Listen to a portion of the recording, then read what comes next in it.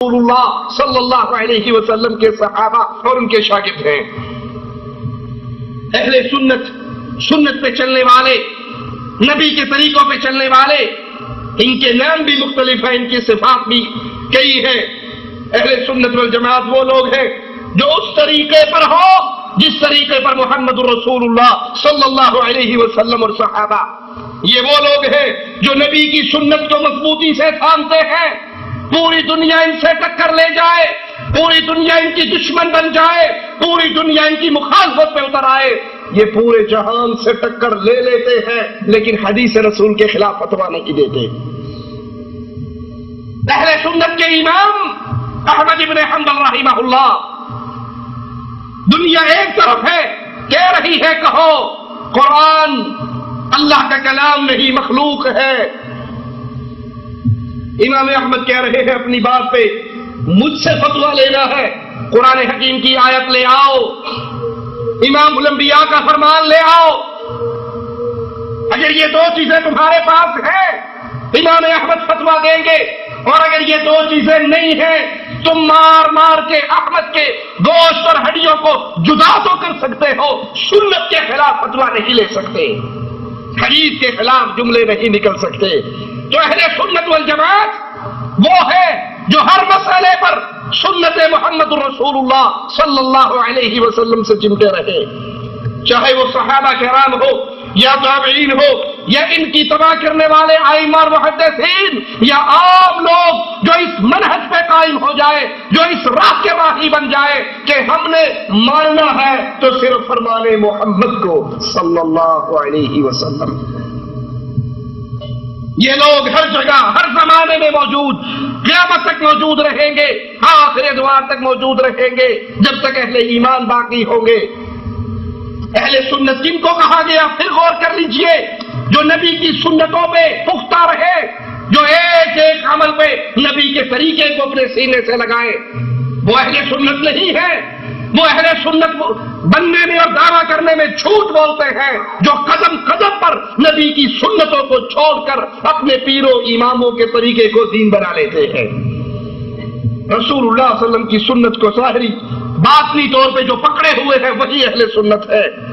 سیدنا عوف بن مالک رضی اللہ عنہ وارضاہ سے روایت ہے، امام الانبیاء علیہ الصلوۃ والسلام نے فرمایا یہودیوں کے 71 فرقے بنے، 70 جہنم میں گئے، ایک جنت میں گیا۔ عیسائیوں کے 72 بنے، 71 جہنم میں، ایک جنت میں۔ مجھے اس ذات کی قسم جس کے ہاتھ میں محمد کی جان ہے صلی اللہ علیہ وسلم، میری امت کے 73 فرقے بنیں گے۔ یہودیوں کے 71 بنے، عیسائیوں کے 72 بنے، میری امت کے 73 بنیں گے۔ لوگوں یہ جملے فرمان مصطفیٰ ہے علیہ الصلوۃ والسلام، ذرا کان کھول کے سننا، نبی کی حدیث پہ کان دھرنا۔ آپ نے فرمایا میری امت کے 73 بنیں گے، 72 جہنم میں جائیں گے، ایک جنت میں جائے گا۔ حدیث کو پورا کرنے سے پہلے ایک سوال، ہر عقل مند کے لیے ایک سوال، ہر دل رکھنے والے کے لیے ایک سوال، آخرت کی فکر کرنے والے کے لیے ایک سوال، جس کو جہنم کی آگ سے ڈر لگتا ہے اس کے لیے ایک سوال، جو قبر کی اندھیر کوٹھڑی سے ڈرتا ہے اس کے لیے ایک سوال۔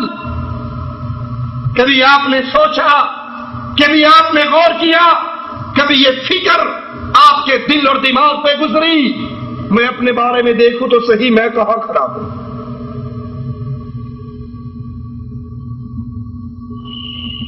میرا شمار کن میں ہے؟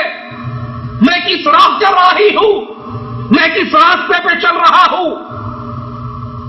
آج گروہ بندیے ہونے کے بعد، فرقہ پرستی کے بت کو پوجے جانے کے بعد اتنے گروہ بن گئے، اتنی جماعتیں بن گئی، اتنی تنظیمیں بن گئی، کوئی دیوبندی ہے، کوئی بریلوی، کوئی وہابی ہے، کوئی سنی، کوئی نقشبندی ہے، کوئی چشتی، کوئی قادری ہے، کوئی رضوی، کوئی نوری ہے، کوئی کچھ ہے، کوئی کچھ ہے، اور ہر بندہ جہاں ہے راضی ہے، مطمئن ہے، غم اور فکر اس کے قریب سے بھی نہیں گزرتا۔ اس کے دل پہ یہ سوچ کبھی پروان نہیں چڑھتی، میں فکر تو کروں، میں غور تو کروں، میں کوشش تو کروں، میں تلاش تو کروں۔ نبی فرما رہے اس ذات کی قسم جس کے ہاتھ میں محمد علیہ السلام کی جان ہے، 72 میری امت کے فرقوں میں سے جہنمی ہوں گے، ایک جنتی ہوگا۔ ہم کہاں کھڑے ہیں؟ ہم کس راہ کے راہی ہیں؟ ہم کس گروہ کے ساتھ ہیں جن کو نبی جنت میں جانے کی بشارت دے رہا ہے، یا جن کو جہنم کے عذاب کی خوشخبری مل رہی ہے؟ صحابہ کرام پوچھتے ہیں، اے اللہ کے رسول صلی اللہ علیہ وسلم، جو جنت میں جائیں گے وہ کون ہے؟ فرمایا وہ جماعت ہے، وہ فرقہ نہیں۔ جنت میں جانے والا فرقہ نہیں ہے، وہ جماعت ہے۔ اور جماعت کو ہم نے سمجھا، جماعت کس کو کہا جاتا ہے؟ جو مصطفیٰ علیہ السلام کی سنتوں پہ چلے، وہ صحابہ کرام، صحابہ کے شاگرد، ان شاگردوں کے شاگرد، ائمہ محدثین اور عام لوگ جو اس منہج، اس عقیدے، اس قانون پہ زندگی گزار رہے ہیں، وہ جماعت ہے۔ اور جنہوں نے اس راستے کو چھوڑ دیا، اپنے اپنے پیر پکڑ کے، اپنے اپنے ایمان بنا کے، اپنے اپنے بزرگوں کو بڑائی کا چولا پہنا کر، امام الانبیاء کی حدیثوں کو چھوڑ کر، نبی کے فرامین کو چھوڑ کر، نبی کی سنتوں کو چھوڑ کر، حضرت شاہ صاحب، شیخ صاحب، پیر صاحب، امام صاحب، مولوی صاحب کے فرامین کو حرف آخر قرار دیا۔ یہ فرقہ ہے کیونکہ یہ اصل سے ہٹ گئے۔ اصل کیا ہے؟ مثال سے سمجھ لیجئے، ایک نہر اصل ہے، پھر اس میں سے چھوٹے چھوٹے نالے نکلتے ہیں، راجباہیں نکلتے ہیں۔ اصل یہ نہر ہے، جو اس میں سے نکالا گیا وہ فرقہ ہے۔ کچھ بیٹے اپنے باپ کے ساتھ رہے، ایک شادی کرے، بیوی لے کے الگ ہو جائے، یہ فرقہ ہے۔ دوسرا الگ ہو گیا، یہ فرقہ ہے۔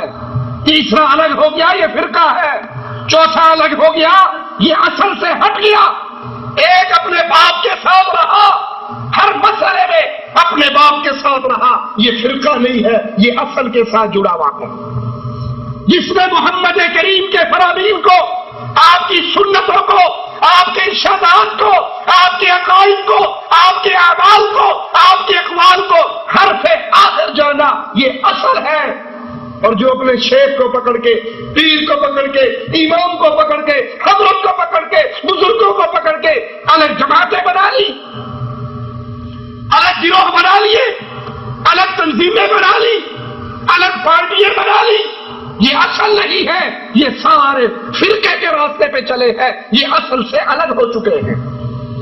جنہوں نے کہا قرآن حدیث سمجھنے کے لیے کچھ لوگ تھے، انہوں نے سمجھ لیا، اور اس کے بعد ہر بندے کی عقل میں نہیں آ سکتا۔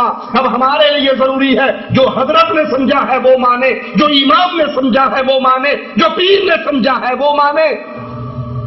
قرآن و حدیث کے نچوڑ نکال کے انہوں نے ہمارے لیے ملفوظات لکھی ہے، ہمارے لیے یہ ملفوظات کافی ہے۔ وہ محمد کریم کی اصل سے ہٹ کر اپنے پیر کو الگ لے کر، الگ گروہ بنا کر، الگ جماعت بنا کر فرقے کی شکل اختیار کر چکا ہے۔